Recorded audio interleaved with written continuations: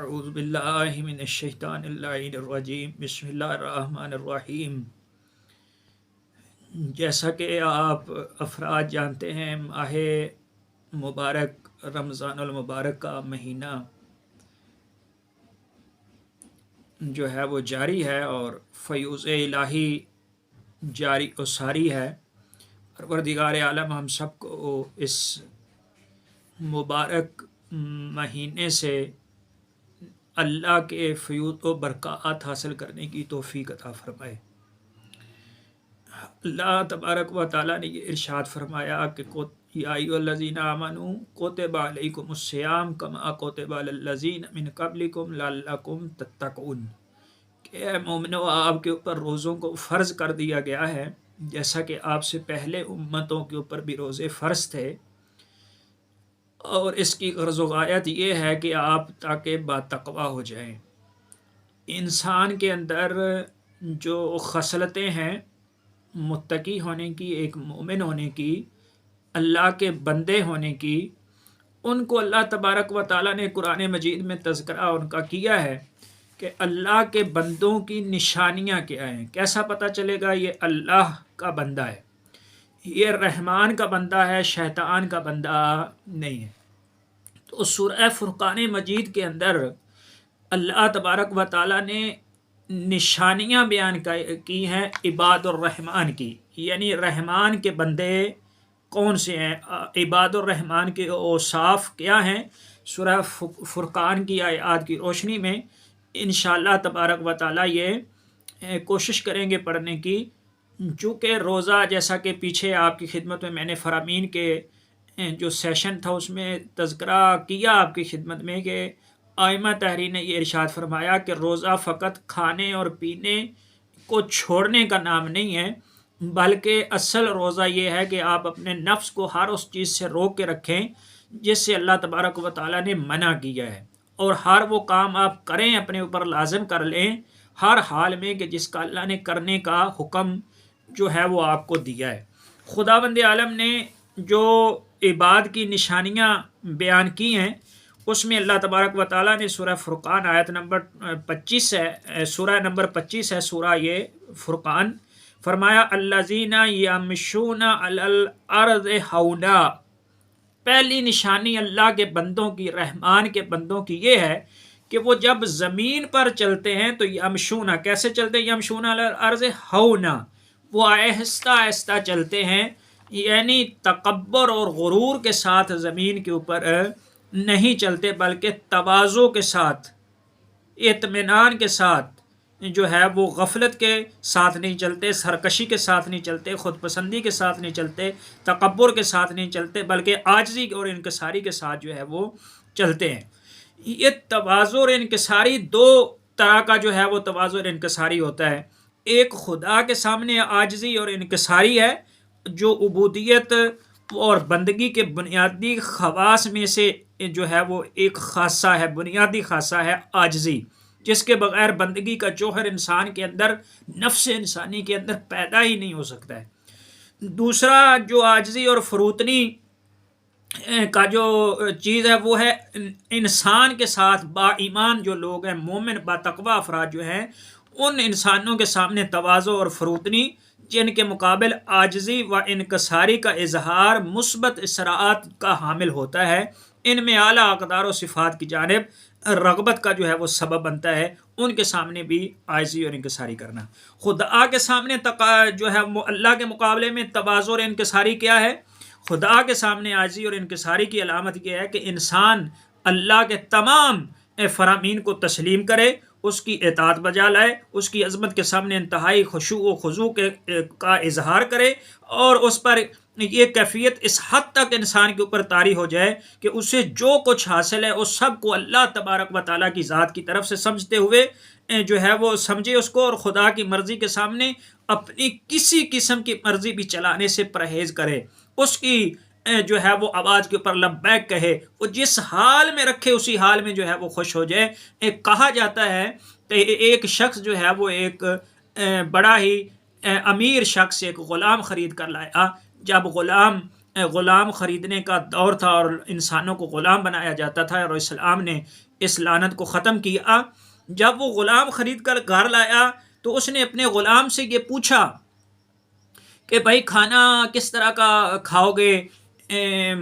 ظاہر ہے پتہ نہیں تم کہاں سے آئے ہو، ظاہر ہے لوگ جو غریب، بہت زیادہ غریب ہوتے تھے اس دور میں، ان کو پکڑ کے بیچ دیتے تھے، پھر آگے بکا آگے بکا آگے بکا، اور کہاں کہاں پہنچ جاتا تھا انسان۔ تو نہ معلوم اس علاقے میں کس طرح کا کھانا کھایا جاتا تھا، لباس کیسا پہنا جاتا تھا، رہائش اس کی کیسی ہوتی تھی۔ تو اس نے جب یہ پوچھا کہ تم لباس کیسا پہننا پسند کرو گے، کھانا کیسا کھانا پسند کرو گے، تم جو ہے وہ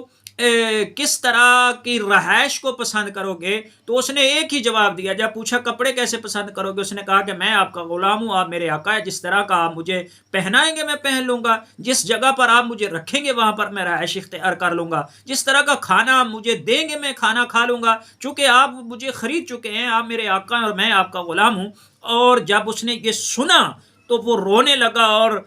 زارو قطار جب رو رہا تھا تو اس کے افراد جو ہیں وہ گھر والے، باقی ملازم، باقی سارے اس کے اکٹھے ہوئے، اور انہوں نے کہا کہ کیا ہوا، اس غلام نے آپ کے ساتھ کوئی گستاخی کی ہے، کوئی بدتمیزی کی ہے، کوئی اس طرح کے الفاظ کہے ہیں، یا آپ کی شان میں کوئی ایسی گستاخی اس نے کر دی ہے جس کی وجہ سے آپ جو ہے وہ اس قدر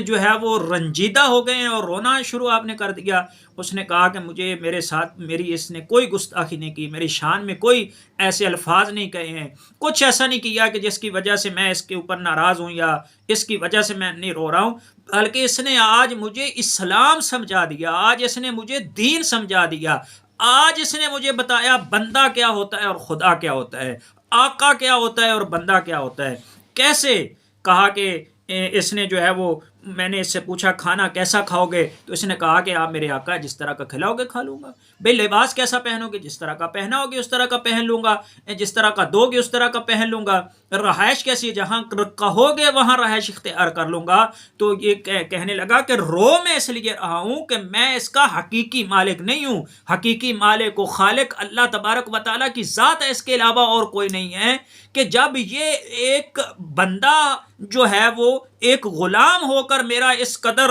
احترام کر رہا ہے اور کہہ رہا ہے کہ جو ہے وہ کھانے کو دیں گے وہ کھا لوں گا، جو پہننے کو دیں گے وہ پہن لوں گا، اور جہاں رہائش رکھو گے وہاں رہائش رکھ لوں گا، اگر اس کو سمجھ لیا جائے تو پورے کا پورا دین یہی ہے کہ ہمیں اس نے جس حال میں رکھا ہے ہمیں اس کے اوپر آواز کے اوپر لبیک کہنا ہے اور ہمیں خوش رہنا ہے، جس حال میں رکھے اس کی مرضی، جیسا جو ہے وہ لباس دے دے اس کی مرضی جو ہے وہ جس طرح کا جو ہے وہ رہائش ہمیں دے دے، جس حال میں بھی رکھے ہمیں اس کی آواز پہ لبیک کہنا ہے اور اسی حال میں جو ہے وہ خوش رہنا ہے۔ یہ اصل جو ہے وہ خدا کے سامنے تواضع یہ ہے، اللہ کے سامنے انکساری یہ ہے، اللہ کے سامنے عاجزی جو ہے وہ یہ ہے۔ پیغمبر اکرم صلی اللہ علیہ وآلہ وسلم کے اوصاف بیان کرتے ہوئے ایک روایت بیان کی گئی ہے کہ حضرت صلی اللہ علیہ وآلہ وسلم کو پروردگار عالم نے عظمت و بزرگی جو ایک دی کہ سید الانبیاء، تمام انبیاء کے سردار و آقا اور مولا آپ جو ہے وہ تھے، اور اس انتہائی اور تواضع کے ساتھ آپ زندگی بسر کرتے تھے کہ اللہ تبارک و تعالیٰ نے آپ کو جو ہے وہ اختیار کیا کہ آپ میرے رسول اور بندہ بن کر رہنا چاہتے ہیں تو آپ کی مرضی، آپ رسول اور بادشاہ بن کے رہنا چاہتے ہیں تو پھر بھی آپ کی مرضی۔ آپ کے جو ہے وہ فضیلت میں، آپ کے مقام میں کسی قسم کی کمی نہیں آئے گی۔ اگر آپ بادشاہ بن کے بھی رہنا چاہیں اس دنیا کے اندر تو ایسا نہیں ہے کہ آپ کے مقامات میں کوئی کمی آ جائے گی، ایسا نہیں ہے، کوئی کمی نہیں آئے گی، یہ آپ کی مرضی ہے۔ مگر اللہ کے رسول سید الرسل، سید الانبیاء، خاتم الانبیاء، آقا دو جہاں، رحمت للعالمین، انہوں نے یہ ارشاد فرمایا کہ اے پروردگار، میں بادشاہت کو پسند نہیں کرتا ہوں، میں رہنا چاہتا ہوں تیرا بندہ بن کے۔ اور اللہ تبارک و تعالیٰ نے محمد مصطفیٰ صلی اللہ علیہ وآلہ وسلم کو کی اس بندگی کو اتنا پسند کیا، آج بھی جب ہم نماز پڑھتے ہیں اور حضور کے جو ہے وہ نماز کے اندر گواہی دیتے ہیں تو کیا کہتے ہیں؟ اشہد اللہ الہ الا اللہ وحدہ لا شریک لہ واشہد ان محمدً عبدہ ورسولہ۔ عبد پہلے ہے، رسول بعد میں ہے، اس کی بندگی پہلے ہے، رسالت بعد میں ہے۔ پتہ چلتا ہے کہ بندگی کا جو عہدہ ہے، بندگی کا جو مقام ہے وہ رسالت سے بھی بڑھ کر ہے۔ یہ ہے مقام بندگی، یہ ہے مقام جو ہے وہ عاجزی۔ امام صادق آل محمد امام جعفر صادق علیہ الصلوۃ والسلام ارشاد فرماتے ہیں کہ ما اقل رسول اللہ صلی اللہ علیہ وآلہ وسلم متقنا منذ بعث اللہ عز وجل نبیا حتی قابضہ اللہ علیہ متواضعا للہ عز وجل۔ اللہ اکبر۔ امام فرماتے ہیں کہ جب سے اللہ تبارک و تعالیٰ نے حضور کو مبعوث رسالت کیا، وہاں سے لے کے اپنی زندگی کے آخری سانس تک کبھی بھی حضور اکرم صلی اللہ علیہ وآلہ وسلم نے جو ہے وہ خدا کے سامنے عاجزی اور انکساری کی وجہ سے بنا پر کبھی بھی ٹیک لگا کر، کسی چیز کے ساتھ ٹیک لگا کر آپ نے کوئی غذا تناول نہیں کی، کوئی غذا نہیں جو ہے وہ ٹیک لگا کر کھائی ہو، ایسا کبھی نہیں کیا۔ ہمیشہ اللہ کے سامنے عاجز اور جو ہے وہ منکسر جو ہے وہ رہے۔ آپ کے بارے میں جو ہے وہ یہ ملتا ہے کہ ایک دن آپ صلی اللہ علیہ وآلہ وسلم غلاموں کے ساتھ زمین پر تشریف فرما تھے اور ان کے ساتھ مشغول تھے کہ وہاں سے ایک گستاخ عورت کا گزر ہوا، اور حضرت جہاں پر تشریف فرما تھے وہ عورت کہنے لگی اے محمد صلی اللہ علیہ وآلہ وسلم، خدا کی قسم آپ بندوں کی مانند کھانا کھا رہے، یعنی غلاموں کی طرح،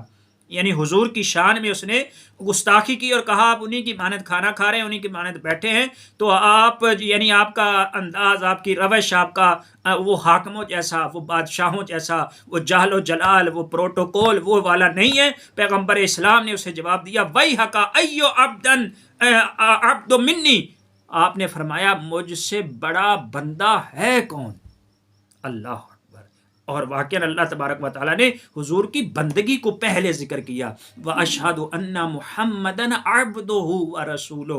آپ صلی اللہ علیہ وآلہ وسلم ہمیشہ عاجزی اور اس کے ساتھ رہتے تھے۔ یہ جو ہے وہ آپ